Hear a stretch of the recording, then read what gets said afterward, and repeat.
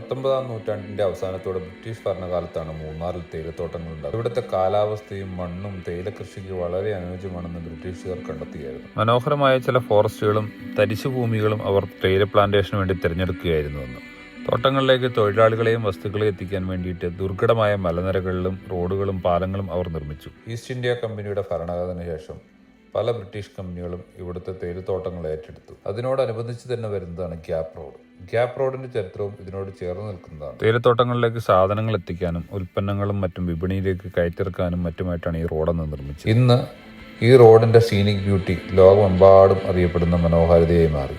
ഇടുങ്ങിയ മലമ്പാതകളും കൊടും വളവുകളുമുള്ള ഈ റോഡ് നിർമ്മാണ സമയത്ത് വലിയ വെല്ലുവിളികൾ ഉയർത്തിയിരുന്നു. മൂന്നാറിനെ പറ്റി പറയുവാണെങ്കിൽ ഇടുക്കി ജില്ലയിലെ ആദ്യത്തെ പ്രധാനപ്പെട്ട പട്ടണമായിരുന്നു മൂന്നാർ.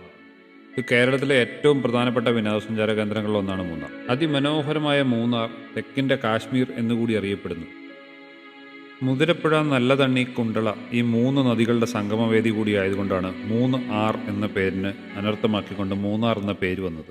1902 മൂന്നാർ ടോപ്പ് സ്റ്റേഷനുമായി ബന്ധിപ്പിച്ചുകൊണ്ട് മോണോറെയിൽ സ്ഥാപിച്ചു.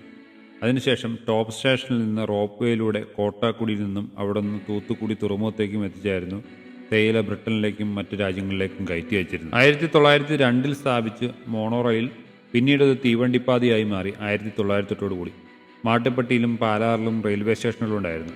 എന്നാൽ 1924 വെള്ളപ്പൊക്കത്തിൽ തീവണ്ടിപ്പാത പൂർണ്ണമായും തകർന്നു.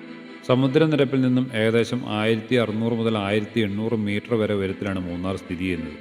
സാധാരണ നിലയിൽ 9 ഡിഗ്രിക്കും 26 ഡിഗ്രിക്കും ഇടയ്ക്കാണ് അവിടുത്തെ താപനില. മൂന്നാറിൻ്റെ ഭംഗിയെ മനോഹരമാക്കി ഗ്യാപ് റോഡ് അതിൻ്റെ അവസാനം എത്തി നിൽക്കുന്നത് പൂപ്പാറ എന്ന് പറയുന്ന ഒരു ടൗണിലാണ്. ആ ടൗണിൽ നിന്ന് ഏകദേശം 10 കിലോമീറ്റർ സഞ്ചരിച്ചാൽ നമ്മളെത്തുന്നത് ബോഡിമെട്ട് എന്ന് പറയുന്ന സ്ഥലത്താണ്.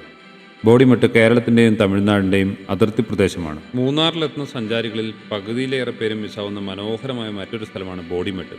കേരള തമിഴ്നാട് അതിർത്തിയാണ്. താഴെ ബോഡിനായ്ക്കന്നൂർ എന്ന തമിഴ്നാടിൻ്റെ മനോഹരമായ ഗ്രാമപ്രദേശവും മുകളിൽ മെട്ടെന്നാൽ മല എന്നർത്ഥം വരുന്ന ബോഡിമെട്ട് എന്ന ഉയർന്ന പ്രദേശവും സ്ഥിതി ചെയ്യുന്ന മനോഹരമായ സ്ഥലമാണ് ബോഡിമെട്ട്. നാഷണൽ ഹൈവേ 85 സ്ഥിതി ചെയ്യുന്ന ബോഡിമെട്ടിൽ 19 കിലോമീറ്റർ ദൂരത്തിൽ ബോഡിമെട്ട് മുതൽ ബോഡിനായ്ക്കന്നൂർ താഴെ വരെ എത്തുമ്പോഴേക്കും 17 ഹെയർപിൻ ബെൻഡുകളാണുള്ളത്. മനോഹരമായ പശ്ചിമഘട്ട മലനിരകളെ കീറി മുറിച്ചുകൊണ്ട് 17 ഹെയർപിൻ ബെൻഡുകളും 19 കിലോമീറ്റർ ദൂരവുമായി ബോഡിമെട്ട് ചുരം അങ്ങനെ നീണ്ടു നിവർന്ന് വളഞ്ഞു പൊളഞ്ഞു കിടക്കുന്നു. ജീവിതത്തിൽ ഒരിക്കലെങ്കിലും യാത്ര ചെയ്യേണ്ട ഒരു വഴിയാണിത്.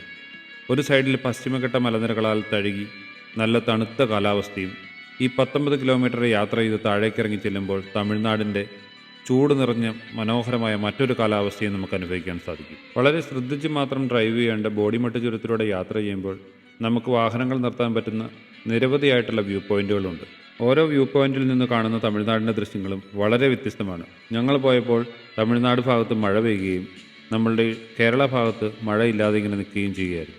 ആ സമയത്ത് കണ്ടൊരു കാഴ്ചയാണിത്. താഴെ തമിഴ്നാട് ബോഡിനായ്ക്കന്നൂർ ഏരിയയിൽ മാത്രം മഴ പെയ്യുന്നു. കേരളത്തിൻ്റെയും മൂന്നാറിൻ്റെയും സംസ്കാരവുമായി ഹിസ്റ്ററിയുമായും ചേർന്ന് ഇടപഴകി ജീവിക്കുന്ന ഒരു ജനസമൂഹമാണ് ബോഡിമെട്ടിലും ബോഡിനായ്ക്കന്നൂറും ആ പ്രദേശങ്ങളിലുമുള്ളത്. ശരിക്കും തേനി ഡിസ്ട്രിക്റ്റും കേരളവുമായി ഒരുപാട് ബന്ധപ്പെട്ട് കിടക്കുന്ന തമിഴ്നാടിൻ്റെ ഭാഗമാണ്. കേരളത്തിൽ കൃഷി ചെയ്യുന്ന ഏലക്കായുടെ ഏറ്റവും വലിയ വിപണന കേന്ദ്രമാണ് ബോഡിനായ്ക്കന്നൂർ.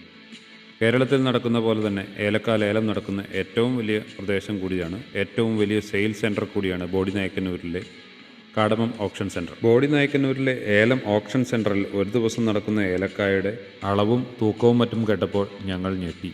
കാരണം ഏകദേശം 20 മുതൽ 30 കോടി രൂപയുടെ ഓപ്ഷനാണ് ഒരു ദിവസം നടക്കുന്നത്. ശരിക്കും ഇടുക്കി ജില്ല വളരെ മനോഹരമാണ്.